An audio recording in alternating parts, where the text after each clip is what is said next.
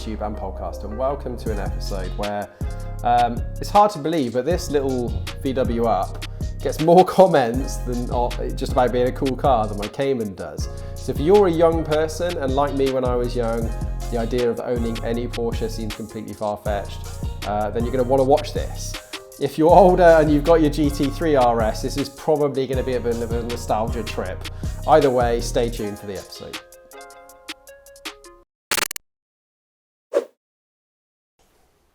So I made a bit of a promise then, and I said that this car gets more love and more comments than my 981 Cayman, my modified 981 Cayman, and that's true. So how did I do that with a $3,000 VW, 60 brake horsepower VW Up? And not only is it just a cool car, but it's actually really, really good fun to drive. I'll get straight to the point. If you're young and you're thinking, oh, I want to put a turbo on it, just forget any of that stuff. The thing that's going to kill you more than anything else is insurance. So whatever we do has to be relatively insurance friendly. There's no point in saying we're going to, put a 5-valve turbo engine in the front. None of that's going to happen, especially when you're young.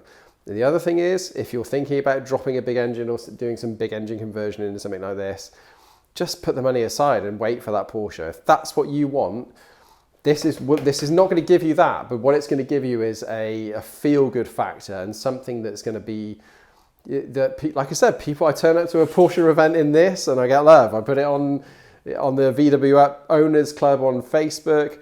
And this made, I think, April in the calendar for the year, and I basically spent no money on it.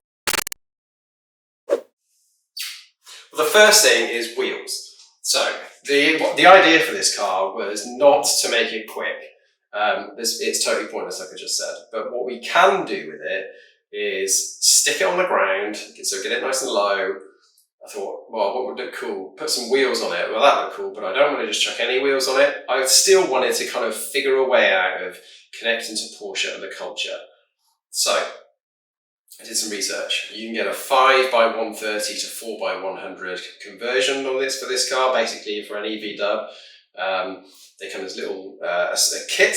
So what I'm going to do through the whole of this video is just give you figures so you can figure out whether it's worth doing yourself. That kit just convert from 4x100 to 5x130, which is what a Porsche configuration is, was about £120. So that's the number one thing we do. The next thing is the wheels. I looked at loads of different versions. I thought, 15s are going to be too small. Those cars I think it'd look quite cool. I think reality is it would probably look underwheeled. I didn't want to go for anything that was too big, so that's definitely 18s out the window.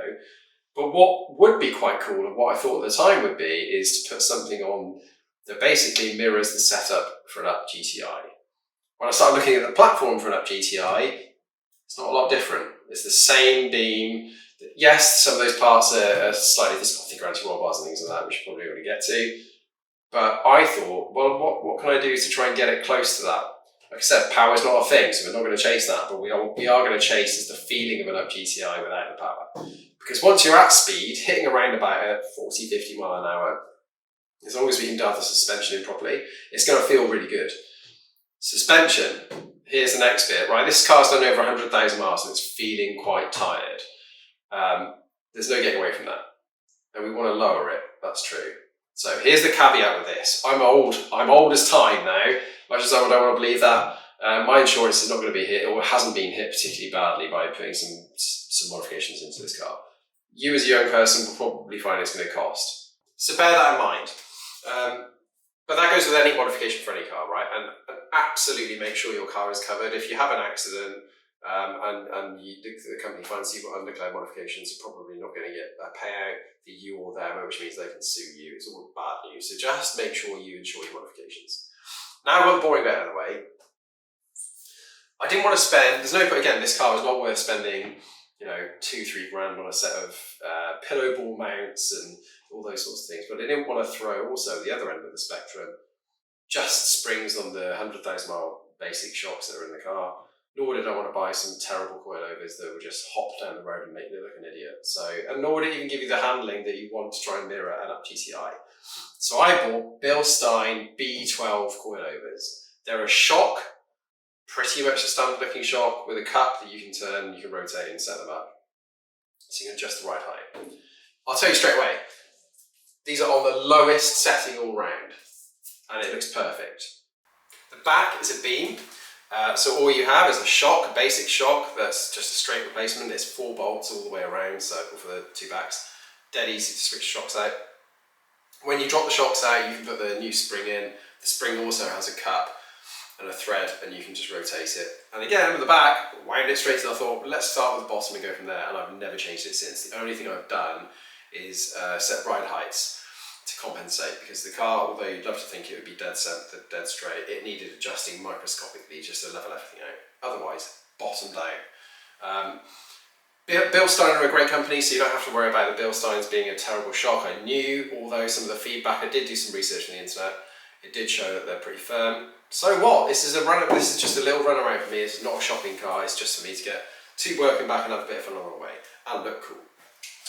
So that's wheels. Boxster wheels, 4 fronts, 7-inch wide all the way around, 5x130, and I worked out that it would give me, because they're ET55 on the fronts of a Boxster, with a 20mm spacer, that's a conversion spacer, gave me ET35. ET35 is perfect for an Up, and as you can see, it looks really good now. So that's your 4 Boxster wheels. Obviously, 4 fronts meant buying broken sets, so I ended up hunting around for the odd set here and there, and I managed to find 4 singles, and then they're in various states, so dropped them off at a very cheap powder coat company. Those wheels cost me, I think, in total about £200, and I dropped them off to a cheap powder coating company. It didn't do the best job, but they was fine for what it is. I think it was about the same, 200 quid, and they mounted the tyres. So for £470, you get your Boxster wheels all done and dusted. Tyres. I knew that I wanted some cheap-ish tyres, right? Again, this whole build was not supposed to be an expensive thing to do. It's to demonstrate you can do all of this for not much money. Oh, suspension, by the way, £650 that suspension was. That's a lot of money. That's the biggest expense of this whole build. But the suspension is one of the areas where you just need to make sure that you've done everything you can to get it right. You don't want to compensate on that. Tyres are the other thing you don't want to compensate on either. These tyres are off-edge and up GTI, so they're the same size, 195/45 17s on those ET35 setup Boxster wheels, and they're a Goodyear Eagle F1. On all the up GTI forums, they don't like them, they think they're terrible, and if you're trying to chase track times, yes, they probably are. For a little 60 brake horsepower Up that you just want to have a bit of fun with, those are absolutely fine, and they came off a 1-year-old car. I paid about 200 quid for them. So again, you know, we're only at like £1,000 now for tyres, coilovers, wheels refurbed. You know, like this is not, it's expensive, I know it's expensive, but do it over a period of time and learn to wrench yourself, as Tavares would say, wrench every day. And you can do most of this. It's not, to pay somebody to do it is not worth it. And on a little run around like this is where you cut your teeth. This is where everybody that's modified cars, that's got an expensive car and they're doing it now, they did this in the 80s, probably in the 70s. In fact, probably the 50s, 60s, 70s, 80s, 90s, all the way through to today. This stuff is where you cut your teeth.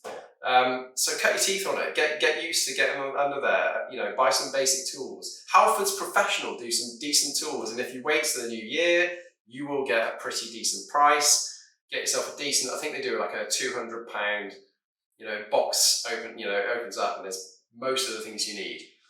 There are the odd tool here and there that you need for VWs that are kind of slightly different. There's a spline socket tool that you will need. You can get most of that stuff off Amazon for pretty cheap. Get the right tools, don't waste your time trying to work around not having the right tool. But all of this you can do yourself. So what have we got so far? We've got tyres, wheels, suspension, brakes. I basically, when I bought this car, knew I was going to do everything myself, and I made sure that I went around the car looking for the things that needed upgrading, or the things that were running out or worn out.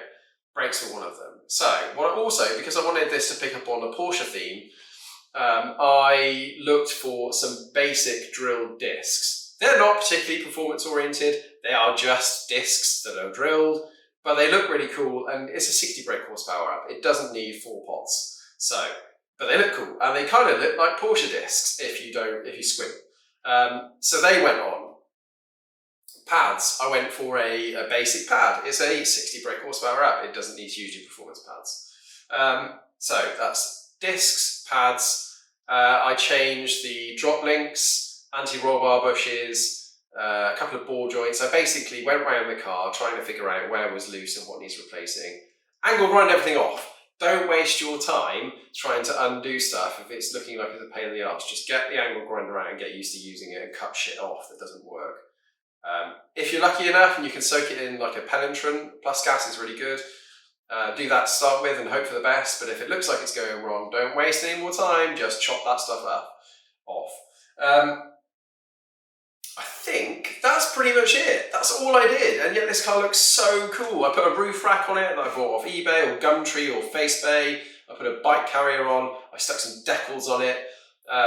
One of the things I wanted to do with this, because I wanted to pick up on a Porsche theme, was I wanted to have it looking like it's giving a tip of the hat to my favourite era, the 997.2 GT3 RS 4 litre.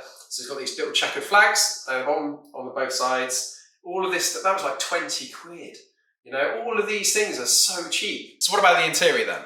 The interior, I've done basically nothing with it. All I've done is put some mats from my Cayman in, which you could probably find some second-hand mats on eBay for not much money. They'll go straight in, and I just made sure they used the same clip setup. So they clip into the floor just like my Cayman does. And I put a head unit in it so I could connect CarPlay up and a reversing camera. But again, all of these things are so easy to do. The head unit, I think, is about £300. So we're at the kind of 1,500 quid mark for your spares, upgrades, those sorts of things, and all the parts that I've talked about so far. And that's pretty much it. In terms of actually what we're going to do with this thing, or what I've done with this thing to get it going from like a shopping car to something really fun, that's it. Wrenched on it myself, dropped it down to the local Halfords and asked them to do a very basic wheel alignment. You can't adjust much on this car, it's not set up for that. So all I asked them to do is get toe bang straight, so it's dead straight, the wheels are dead straight. And as I said, all I did was measure ride heights around the car and set them so they're all level. That's it.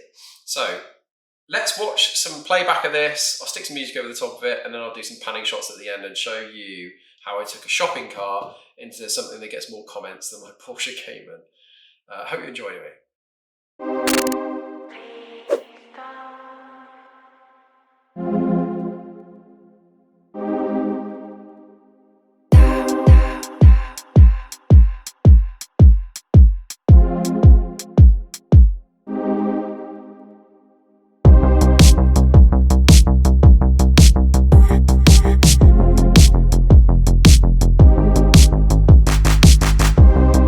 Please don't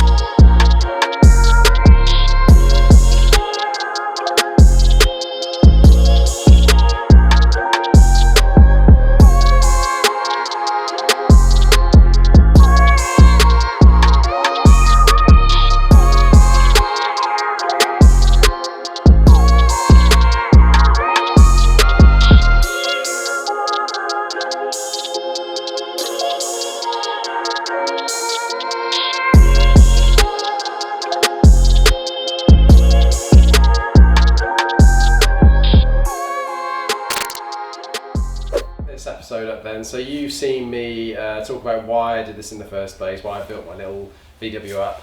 You've seen me then kind of go through a load of the actual process of doing it. Nothing particularly difficult there. Please don't be scared off.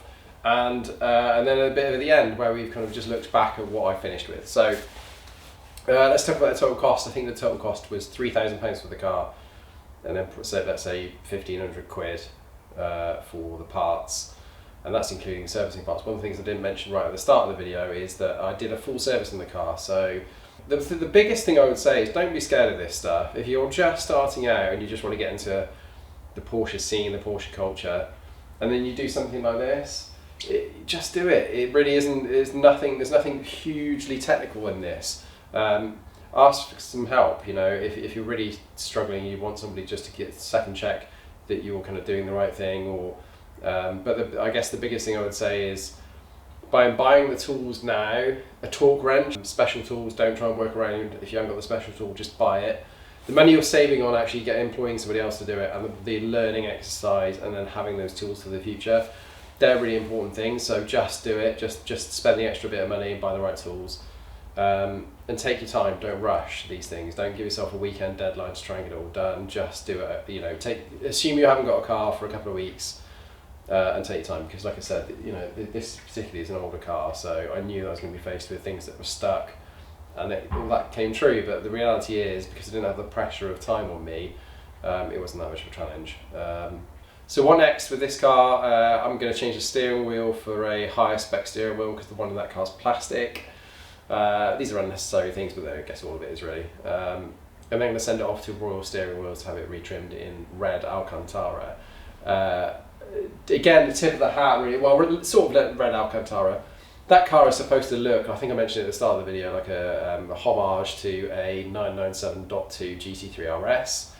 They have a partial black or partial dark grey Alcantara insides and red on top and bottom. I think that'll look pretty cool in that. So I'm going to get the Up steering wheel and get that retrimmed in that way, with the centre marker as well.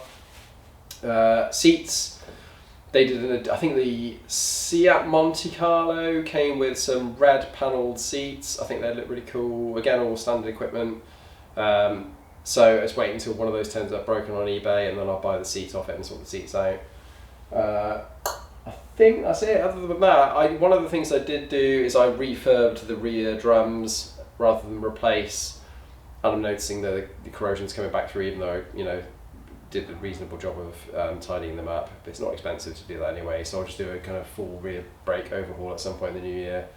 To go on to I guess my final thoughts of this, even if this seems if this is too expensive or seems out of reach at the moment, whatever car you have, it's amazing what just keeping a car in good condition does, in terms of just making you feel like it's worth driving, and taking some pride in something. You can take pride in anything. I had the worst first car, as I'm sure a lot of people watching this did originally, and I had a 1983 Vauxhall Nova 1 litre in brown, that I put gold wheels on. I mean, you can't even make it up.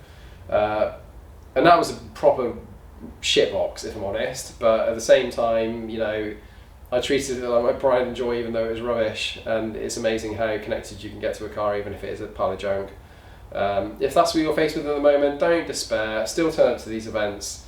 Ask questions of people. If you want to go and sit in a car, they might let you, they might not. I would like to think that most people that will empathise and remember what it's like to be at the start of their kind of car buying, car modifying career. Certainly if you see me around and you want to look at my car, just let me know. I haven't got a problem with that at all. I think that's probably it. So anyway, I hope you enjoyed this episode. If you have, whether you're watching it as a young person, you're first entering into modifying cars, or you're kind of looking back and this is a nostalgic thing, you're like, whoa, it's a throwback. Make sure you hit subscribe. It's really important to kind of build the channel. I know everybody says that, but this is particularly important because monetizing this channel allows me to build cars, and that's the whole point. So yeah, that would be great. If you liked it and you've got some comments, if you're reflecting on your early days in modifying cars and what it felt like to do this, and sympathising and empathising with a young person starting out now with even higher costs, then stick a comment below. If you're one of those people that's just starting out and you want some advice, there's people in this little community that's creeping around Renngineering, and I'm sure they'll support you. Just ask the questions, and if they don't, I will definitely answer. And I will see you back next time. Thanks so much for watching. Bye bye.